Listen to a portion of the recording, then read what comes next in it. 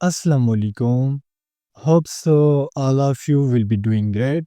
आज की इस वीडियो में इंशाल्लाह हम एफएनएस इंटरव्यू प्रिपरेशन 2025 के पार्ट नंबर फर्स्ट को डिटेल्स के साथ कवर करेंगे। इससे पहले स्टूडेंट्स आप लोगों ने मेरी वीडियोस देखी होंगी जो फाइनल मेडिकल टेस्ट के बारे में थी और एफएनएस फाइनल मेरिट लिस्ट के बारे में थी। आज की इस वीडियो में इंशाल्लाह हम इंटरव्यू प्रिपरेशन स्टार्ट करेंगे। इस वीडियो में मेरी कोशिश होगी कि मैं आपको सिर्फ क्वेश्चंस बताऊं जो इंटरव्यू में आएंगे, जो इंटरव्यू में आपसे पूछे जाएंगे। फिर सेकंड वीडियो में मैं कोशिश करूंगा कि इसके पॉसिबल आंसर आपको दूं। सबसे पहले तो बात यह है, अगर आप लोग अपने आप से आंसर दे सकती हैं, अगर आप में इतनी एबिलिटी है, अगर आप सच कहना चाहती हैं इंटरव्यू में, तो फिर आप अपने आप से ही आंसर दे दें। बिकॉज जब आप इंटरव्यू में जाती हो और आप वो वाले आंसर बताओगी जो मैंने आपको यहाँ पर बताए होंगे, तो वहाँ पर जो बंदा आपकी इंटरव्यू ले रहा होता है उसके साथ एक साइकाइट्रिस्ट भी होता है। तो उसको ये पता होता है कि ये जो बच्ची है, ये जो क्वेश्चन का जवाब दे रही है, ये अपने माइंड से दे रही है या फिर इसने घर से रट्टा करके लाया हुआ है। तो सबसे पहले तो आपने कोशिश करनी है कि आपने 100% ऑनेस्ट रहना है, आपने झूठ नहीं बोलना। सेकेंडली, अगर आप लोग मेरे आंसर से क्लू लेना चाहती हैं, आइडिया लेना चाहती है, तो वो आप ले सकती हैं। लेकिन जो बातें मैं कहूँगा आपने 100% वैसे नहीं कहनी। बेशक आप 70% मेरे वर्ड यूज़ कर लो, 30% अपने आप से ऐड कर लो, सो ये फिर आपके लिए बेनिफिशियल होगा और इंटरव्यू में आपके रिकमेंडेशन के जो चांसेस होंगे वो 99.99% होंगे। लेकिन अगर आप मेरे सारे वर्ड्स 100% यूज़ करेंगे तो दिन आपके नोट रिकमेंडेशन के चांसेस ज़्यादा हो जाते हैं। तो जो बातें मैंने बताई हैं, सबसे पहले आपने इस पर अमल करना है। अब इंटरव्यू में जब भी आप बैठती हैं, तो सबसे पहले वो आपकी इंट्रोडक्शन पूछते हैं कि tell me about yourself. अब यहाँ पर इंट्रोडक्शन के मैं आपको दो क्वेश्चंस बताता हूँ जो वो आपसे पूछेंगे। सबसे पहले क्या क्वेश्चन होगा, tell me about yourself, या फिर यही क्वेश्चन वो कैसे करेंगे, इंट्रोड्यूस योर सेल्फ। तो दोनों का मतलब क्या होगा कि आप लोगों ने अपने आप के बारे में बताना है। अब आप इंट्रोडक्शन कैसे करेंगी, सबसे पहले आपने अपना नेम बताना है। जिस तरह अगर मैं कहूँगा तो मैं कहूँगा my name is Bilal Ahmad. Then आपने फादर नेम बताना है, my father name is Azizur Rahman. Your education, आपकी एजुकेशन क्या है। जिस तरह अगर मैंने मास्टर्स किया हुआ है तो मैं अपनी एजुकेशन बताऊंगा। अब यहाँ पर आपने ये गलती नहीं करनी कि सबसे पहले आप मैट्रिक बताए कि मैंने मैट्रिक प्लाना स्कूल से किया और मेरे इसमें 75% मार्क्स, तो ऐसे नहीं कहना। दिन आप एफएससी का कहें मेरे उसमें इतने मार्क्स है, ऐसे गलती आपने नहीं करनी। जो हाईएस्ट डिग्री आपने रिसेंटली अचीव की है, चाहे वो एफएससी की हो या फिर मैट्रिक की हो, आपने वो बतानी है। दिन आपकी एरिया जहाँ से आप बिलोंग करती है, सबसे पहले आपने अपनी सिटी का नाम बताना है। अगर मैं कहूँ तो मैं कहूँगा लाहौर, दिन में लिख लूँगा आगे पंजाब, यानी I belong to Lahore which is located in Punjab. या फिर अगर लाहौर की कोई खास सिटी में कहूँगा आई बिलोंग फ्रॉम किला गुजर सिंह विच इज़ लोकेटेड इन लाहौर पंजाब। फिर आपने अपनी हॉबीज़ बतानी है। अब हॉबीज़ क्या होती है, हर वो चीज़ जो आप करती हो जिससे आपको मज़ा आता है, आप शौक से इस चीज़ को कर रही हो। अगर मैं अपने आप की बात करूँ, सी रीडिंग बुक्स मेरे 2 हॉबीज़ है, बल्कि 3 हॉबीज़ है। फर्स्ट क्या है, मैं रीडिंग का बहुत शौकीन हूँ, रीडिंग बुक्स। कौन से बुक्स पढ़ता हूँ, तो वो अपनी मर्ज़ी होती है जौन सी आप पढ़ती है। Secondly playing cricket and the third one is cooking. ये मेरी 3 जो है ये हॉबीज़ है, ये वो काम है जो मैं शौक से करता हूँ। तो इंट्रोडक्शन आप लोगों ने ऐसे देनी है। नेक्स्ट हम बात करते हैं इंटरव्यू के कॉमन क्वेश्चंस जो हर बच्ची से पूछे जाते हैं। तो the main question is why you want to join Pakistan army. आप पाकिस्तान आर्मी को एज अ नर्स या फिर पाकिस्तान आर्मी को क्यों ज्वाइन करना चाहती है। अब इसका जवाब 90% बच्चों को नहीं आती कि हम इसका आंसर क्या दें। तो इसका मैं आपको एक बेस्ट सोल्यूशन देता हूँ। अगर यही क्वेश्चन आप लोग मेरे से करते या फिर जो इंटरव्यूअर है वो मेरे से करते, तो मेरा सिंपल सा आंसर ये होता कि मैं अपनी फैमिली को सपोर्ट करना चाहता हूँ। तो अगर मैं ये आंसर देता कि मैं अपनी फैमिली को सपोर्ट करना चाहता हूँ, स्टूडेंट्स ये मेरी यकीन करे, ये मैं 100% सच कह रहा हूँ कि अगर मेरे से यही क्वेश्चन होता ना कि why you want to join Pakistan army, तो मेरा आंसर हरगिज़ ये नहीं होता कि I want to serve my country. ये आंसर तो मेरा बिल्कुल भी नहीं होता। मैं क्या कहता, मैं कहता मैं अपनी फैमिली को सपोर्ट करना चाहता हूँ। अगर फिर वो मेरे से काउंटर क्वेश्चन करते कि आप अपनी फैमिली को किसी और तरीके से क्यों नहीं सपोर्ट करते, तो मैं कहता कि ये मेरे पास एक अपॉर्चुनिटी है यहाँ पर मैं नर्सिंग भी करता और साथ-साथ पैसे भी कमाता, तो मैं अपने फैमिली को देता, अपने माँ-बाप को देता, क्योंकि मैं एक पुअर फैमिली से बिलॉन्ग करता। अब अगर आप इस क्वेश्चन का ये आंसर देती हैं कि I want to serve my country, so फिर इसमें आपको पकड़ा जा सकता है। फिर वो आपको कहेंगे कि आप प्राइवेट नर्सिंग कर लेती, अपनी कंट्री को सर्व कर लेती। अगर आपको कंट्री को सर्व करने का इतना शौक है, सो आप कहीं पर एक ट्री लगा लें, इससे भी आपकी कंट्री सर्व हो जाएँगी।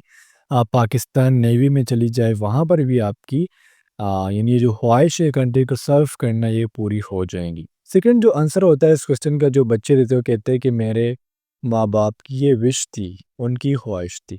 तो फिर वो आपसे कहेंगे कि सिर्फ माँ-बाप की विश थी, आपकी कोई ख्वाहिश नहीं थी पाकिस्तान आर्मी को जॉइन करने के लिए। तो स्टूडेंट्स, इस क्वेश्चन को डील करने के लिए आपने अपने आप से 100 दफ़ा पूछना है कि मैं आर्मी को क्यों जॉइन करना चाहता हूँ? क्या मेरा जो प्राइमरी गोल है वो मनी है, पैसे कमाना है? सो अगर मैं कहता तो यस, मेरा प्राइमरी गोल पैसे था।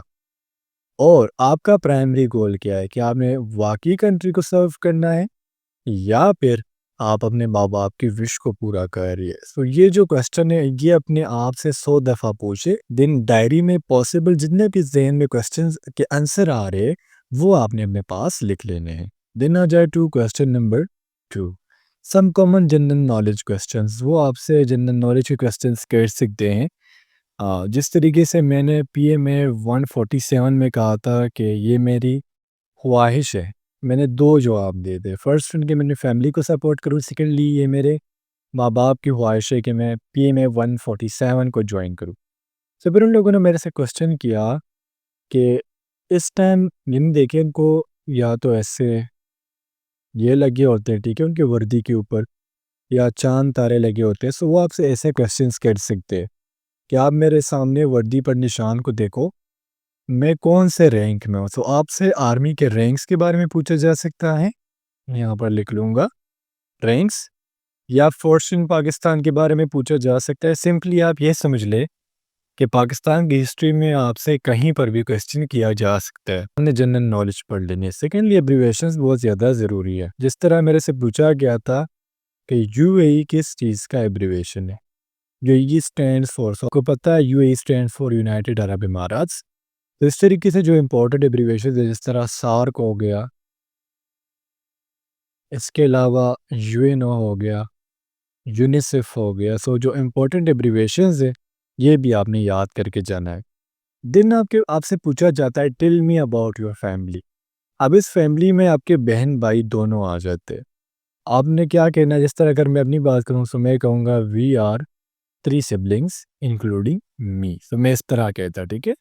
तो अगर आपने ये कहना कि वी आर, अगर मैं जवाब इस तरीके से स्टार्ट कर रहा हूँ वी आर, तो फिर आपने इसमें अपने आप को भी काउंट करना है। सपोज करें आप 6 बहन भाई हो, आपको मिला के सब में क्या कहना है? We are 6 siblings.